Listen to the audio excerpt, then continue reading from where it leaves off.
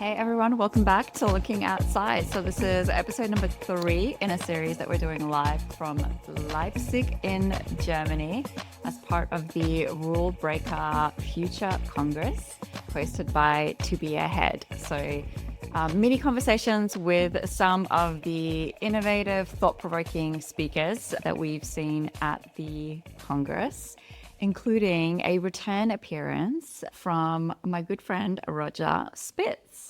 Hey, Rod. Great to be back, Joe. In person, even. In person. Look at that. Yeah, so IRL. exciting. Yeah. So I think maybe this episode will go live before the full episode that I have with Roger. So this is almost going to be like a little teaser for the conversation that we're going to have. So we'll try to cover off some slightly different topics, but that also means that you have to introduce yourself again. Great. So, Roger Spitz, I'm the founding chair of the Disruptive Futures Institute in San Francisco, which is a think tank education company around topics of change, complexity, and foresight. You probably don't need an introduction because most people know who Roger is. And you bring such a unique lens into this. And I think what I particularly loved about the Congress and having you here and having an opportunity to sort of share a stage was that you understand foresight and futures methods and the tools and the mindsets that are required to think about the future. Yeah. Because that's what the Congress was all about, right? It's like pushing everyone to 2035 and beyond. And you have that experience of saying, well, how do we do that? Yeah. And that's the biggest challenge, right? A big challenge is imagining discontinuity in terms of a future or futures that are different from today, what they might look like, and to do that in a way that's helpful for building resiliency and to be future prepared. And so the imagination is also difficult and important. And then it's what are the tools that support to build that capacity to enhance resiliency and to be better future prepared for those possible changes and that. Exactly. And that bit around navigating change, I think, is a really critical one, particularly with some of the themes that were touched on at the Congress, where there are so many different industries where people are feeling like change is not happening fast enough. So I guess I'm curious from your perspective, how much of change is around people lacking those tools and methods to enact a change versus a mindset shift? Yeah, so change is a funny one because there are a lot of paradoxes and contrasts around change. The first one is something you hear often, is that change is slow, but I think that change is slow until it isn't.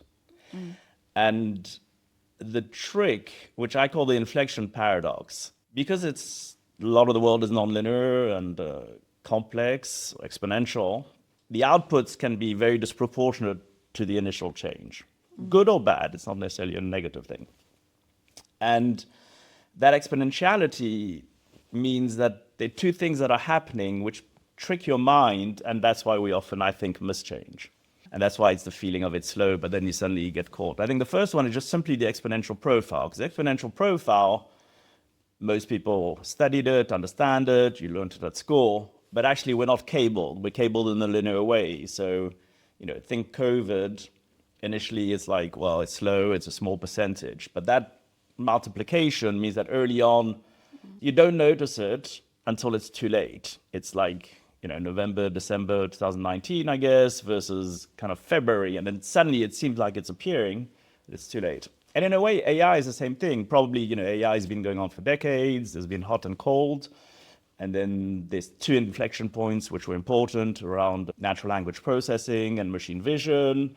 And there were key milestones with both. And when they combined, it then brought to the next level. And we're seeing that now. But probably for those who paid attention, we're just caught short maybe with the format of LLMs or whatever. So that exponential profile is one thing. And then the other thing is basically Amara's law. Amara's law is you kind of tend to overestimate initially the impact of a technology or innovation, but underestimate it in the longer term. So you get bored of things because it's just hyped and buzzy, and so you just at some point ignore it. And then when it actually matters, it's too late. Now, the problem with Amara's law and exponential profiles being combined is that Amara's law, you're like bored and hyped and you're kind of aware, but you just think, oh, it's not happening, and then you ignore the metaverse or whatever fashion of the day. And then exponential, it's really growing like crazy at some point, but you're just not noticing it because it's very small until it's too late. And the combination of the two, I think, is why we actually miss change. The more things are happening in different sectors that seem unrelated, and as they connect and intersect, the more that creates different changes, is my humble opinion as to how we miss so much change. Yeah, and I love that you brought both of those up, because while you say people study exponential thinking and growth in school, I think most people don't actually understand how that works and how it's applied in some of the fringe For sure, schemes that we see. And I meant, you're right, and thanks for clarifying. What I meant by studying exponential was indeed not necessarily in the sense of innovation or discontinuity, but more just in the sense of at school, at some point, many people, if not everyone, would have studied the formula of what exponential looks like without necessarily relating to it or realizing how applicable it is and the traps of it. And Amara's law as well, both of those touch on observation and the need for us to be paying attention to some of the things that are happening and therefore what they might mean. Yeah. So, I mean, you and I spoke a few months ago. It's been a pretty manic start to the year. Yeah. What are some of the things that you have seen kind of bubble up in the last few months that we should be paying attention to that maybe people are not?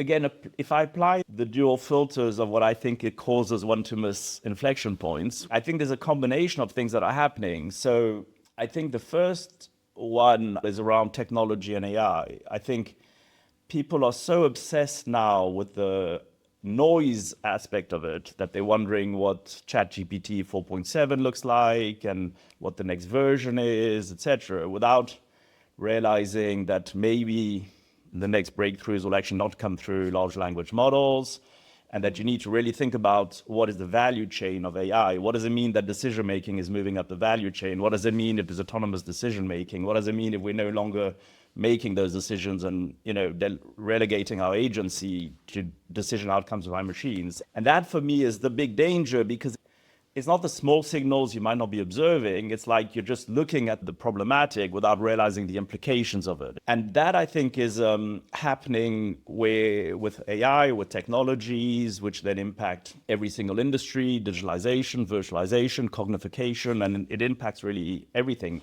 For positive with a lot of innovations, but also dangerous if society isn't upgrading its own educational systems, governance structures, incentive structures, and you're not adapting to what that looks like to work with machines. I think that's one aspect.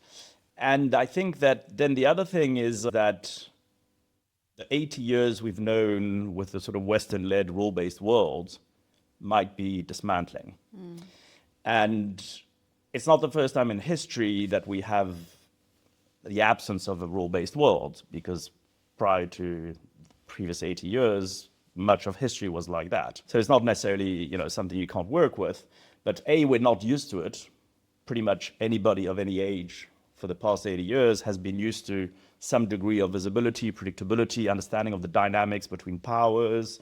And what does that look like in a non-rule-based world? And then the other thing, without wanting to be unduly negative, because I think some of these changes can create also a lot of opportunities and just different configurations, even though it's not the first time in history that we have non-rule-based world, potentially, it's the first time in history that we'll have that with dynamics, some of which are existential, literally. So AI potentially, nuclear, other technology, and climate. So I think for humanity, the crossroads is some of the things we may not be noticing or may be noticing but not realizing the second or third order implications.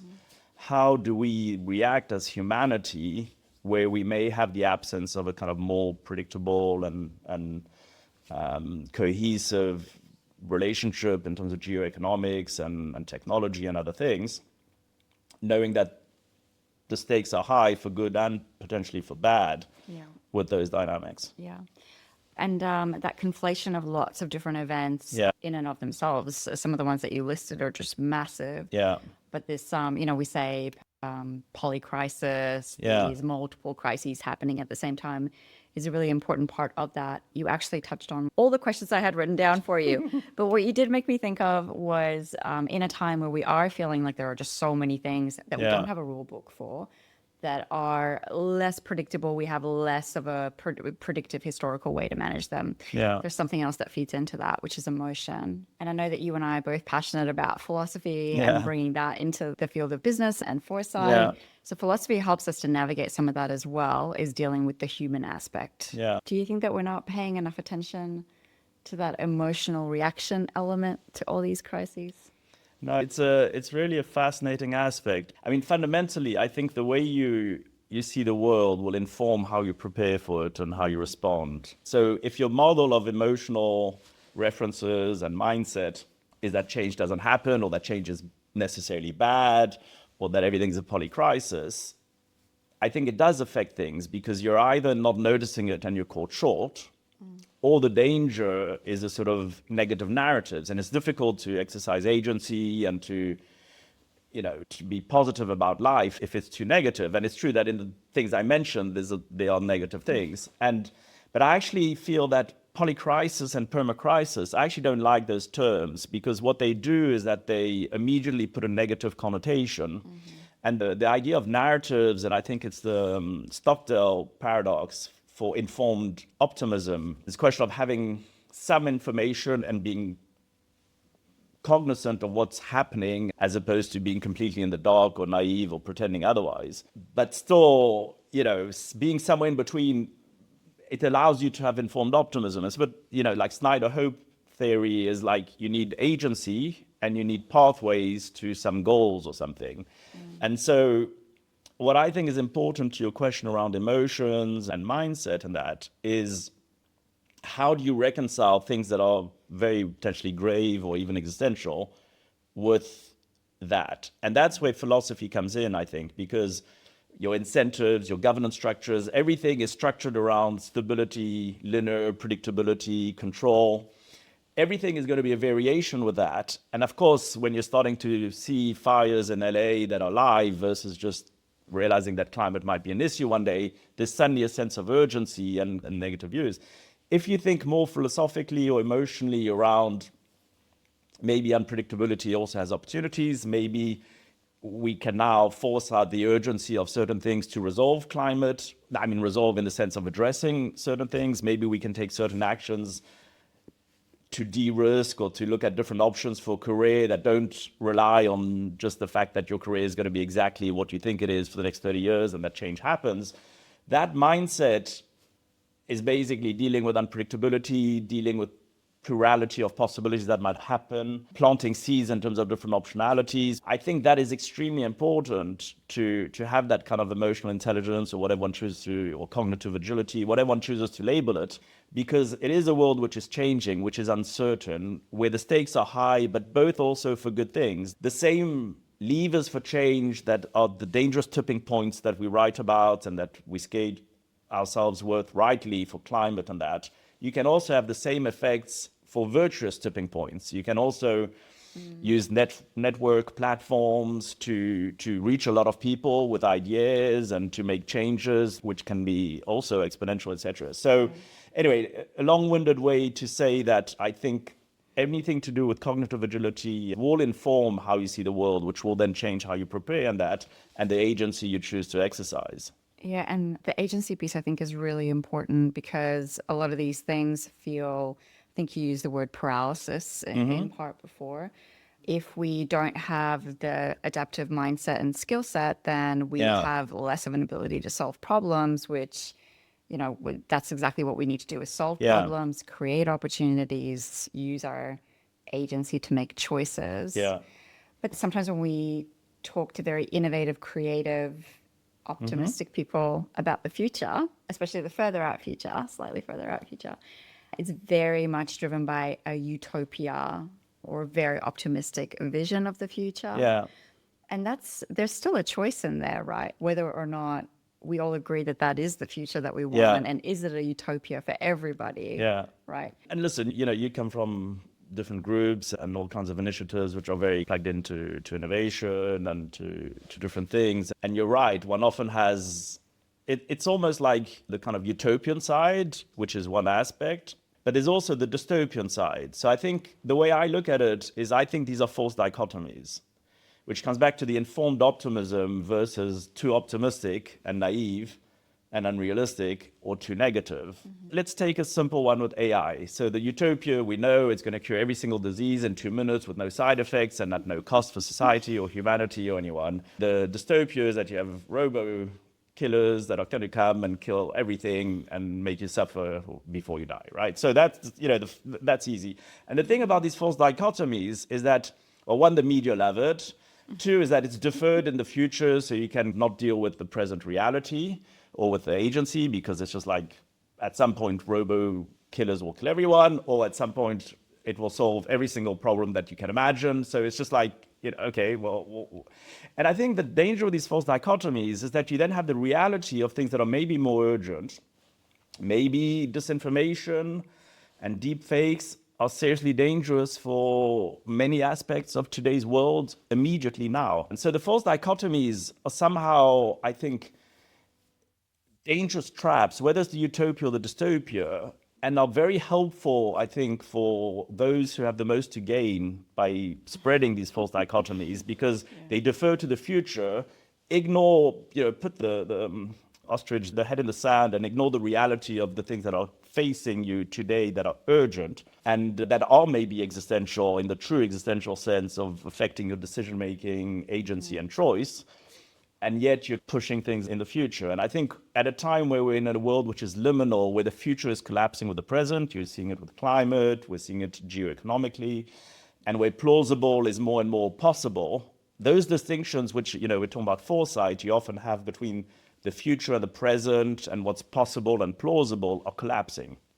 We're seeing things that one would prepare for ahead around climate, around AI, where we're reaching inflection points now because it's nonlinear. And so there's that mixing with the future and the present, which then, to your point around paralysis or the danger or the dystopia or utopia, you have that either hope or fear to the extreme. And so it's really the worst thing for paralysis, which I think is the word we were discussing. For sure. Yeah. And, ostrich with its head buried was literally a visual that we saw on It's the true. slide. You're right, which is very effective. Which took me back then. You're right.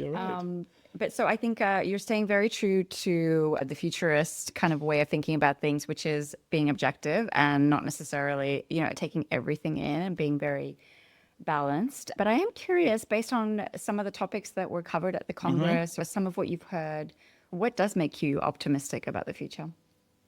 Well, first of all, I think in ways a lot of this is aspirational and is actually can be positive as well. You need to have safeguards for some of the side effects, but some of them, I think it's good that we're working on them, and it's maybe good to be slightly utopian as long as the side effects are contained. So some of the things we touched upon around precision medicine, preventive aspects of healthcare, some of the things around gene editing, curing diseases. And we do see over time in history that things we thought were impossible in terms of diseases or whatever were cured. Maybe there is a cure for cancer. Maybe we can find it. And longevity, if we're living healthier and we can sustain ourselves as humanity and individually and in a fulfilling way, why not? Longevity, and not talking about living 3 years more, but, the big numbers from some of our colleagues. And then for some that are even more out there, for me, I'm, don't adhere to that perspective. And I don't know if it's a positive thing, but, you can go even push the needle or whatever to immortality and that. But I think without going to the extreme, or maybe for some it's not an extreme, for me it is, of immortality, I think even just, those areas which are curing things that we can't cure, of improving healthcare, of democratizing, even the talk you did, which was fascinating, around the future of food and the cost element of that and the scaling, knowing that there are resources that are limited, but there are alternative ways of maybe feeding the planet and democratizing that everybody is sustainable equally as much as possible. These things are positive, The only sort of closing comment I'd make on this positive thing is that, you do need guardrails, and there can't be a substitute for the things that are charging at you now and that are urgent that you need to address. Yeah. So if you're focusing exclusively on those wonderful curing, a million things without today making sure people are addressing the mental challenges of the world, the other social aspects and healthcare of everything we eat every day today, with the view of maybe one day curing some rare disease. If you're pushing everything to that, or AI, whatever, I think that's where the challenge happens. So that's the kind of agency and balance of, hitting the different things that are happening in the different time frames and not exclusively focusing on, Yeah, it's almost a paradox, right? Like the more that you spend time focusing on the further out future, yeah, and we've seen that with government policies, yeah, right? Where we're not making those generational yeah. policies. No, totally. And that's the advantage. I mean, I know we're both passionate about foresight, but those governments, Finland or to a degree Canada, Singapore, that do have, a capability that feeds into policy that has longer time horizons, it's to avoid some of these dichotomies between, future, longer term and Yeah, present, and make sure that they yeah, feed into policy and budget and public spending yeah. without sacrificing too much one or the other. Yeah, I mean, they sit within a set of rules, and rules can be very important and helpful. But in line with the theme of the conference, obviously, which rule would you break? Actually, I would love to hear your response on that in the context of foresight. It's yeah, nice. It's so what rule would one break? Well, I'm gonna put something out there. Foresight is an interest in thinking in a structured way of the longer term implications and the next order implications, and trying to bring that to inform decision making today, and ideally to build resiliency and be more future prepared, etc.